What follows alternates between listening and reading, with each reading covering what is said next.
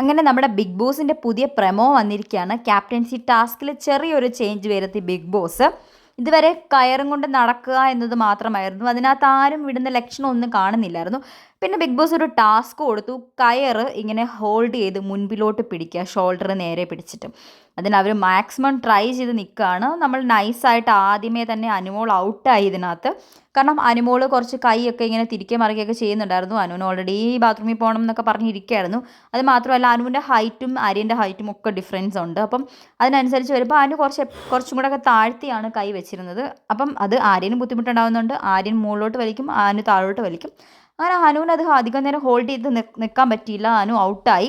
പിന്നെ നമ്മുടെ ആര്യനും നമ്മുടെ സാബുമാനും തമ്മിലുള്ളൊരു പോരാട്ടമായിരുന്നു. അതിന് മാക്സിമം ട്രൈ ചെയ്തു.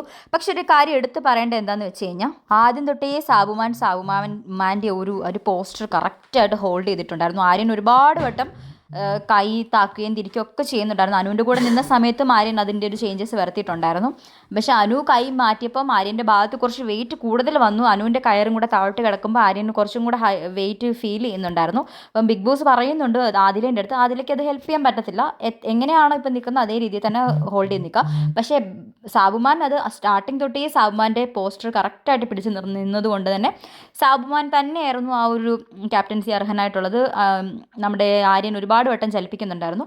പക്ഷെ നല്ലൊരു അടി അവിടെ നടന്നു. കാരണം എന്താണെന്ന് വെച്ചാൽ ആര്യൻ ആ ക്യാപ്റ്റൻസി എടുക്കണം എന്നുള്ളത് അക്ബറിൻ്റെയും നെവിൻ്റെ ഒരു ആവശ്യമായിരുന്നു. അവർ അതിനു വേണ്ടി കുറേ ഫൈറ്റ് ചെയ്യുന്നുണ്ട്. ആര്യനെ ജയിപ്പിക്കാൻ വേണ്ടി കുറേ അവർ ആര്യനെ ഭയങ്കരമായിട്ട് പ്രോത്സാഹിപ്പിക്കുന്നുണ്ട്. ആദില വളരെ ജെനുവിനായിട്ടുള്ളൊരു വിധിയായിരുന്നു പറഞ്ഞിരുന്നത്. ആദ്യം അനു ഔട്ടായി, അനുവിനെ ഔട്ടാക്കി. അതേപോലെ മറ്റേ രണ്ടുപേരും കമ്പയർ ചെയ്യുമ്പോൾ ആര്യനായിരുന്നു ഏറ്റവും കൂടുതൽ കൈ ചലിപ്പിച്ചത്. അപ്പോൾ ആര്യനെയും ഔട്ടാക്കി. പക്ഷെ അത് അവർ സമ്മതിക്കുന്നുണ്ടായിരുന്നില്ല. ഭയങ്കര അടിയായിരുന്നു, ആദില അൺഫെയർ ആയിട്ട് കളിച്ചു എന്ന് പറഞ്ഞിട്ട്. അപ്പം ബാക്കി കുറേ ആൾക്കാർ സാബുമാൻ ജയിച്ചതിൽ ഭയങ്കര സന്തോഷമായിരുന്നു. മറ്റേ നമ്മുടെ നെവിനും അക്ബറിനുമായിരുന്നു ആര്യനെ ജയിക്കണം എന്നുള്ളൊരു വാശി. പക്ഷെ അത് നടന്നില്ല. ഇതിലൊന്നും ഇടപെടാതെ ഷാനവാസ് അവിടെ മാറിയിരിപ്പുണ്ട്. ഇത് കഴിഞ്ഞ് ഷാനവാസും പെങ്ങളുമാരുമായിട്ട് ഒരു ചെറിയ അടി നടക്കുന്നുണ്ട്. ഷാനവാസിനെ നോമിനേറ്റ് ചെയ്തു, അങ്ങനെ കള്ളത്തരം കാണിച്ചു എന്നുള്ള രീതിയിലൊക്കെ. അപ്പം അങ്ങനെ നമ്മുടെ സാബുമാൻ ഈ വട്ടത്തെ ക്യാപ്റ്റനായിട്ട് തിരഞ്ഞെടുക്കപ്പെട്ടിരിക്കുകയാണ്. ശരിക്കും പറഞ്ഞാൽ ആര്യന് കിട്ടിയിരുന്നെങ്കിൽ ആര്യന് പ്രയോജനപ്പെടുമായിരുന്നു. പക്ഷേ ആര്യനെക്കാട്ടി ഫെയർ ആയിട്ട് കളിച്ചത് സാബുമാൻ തന്നെയാണ്.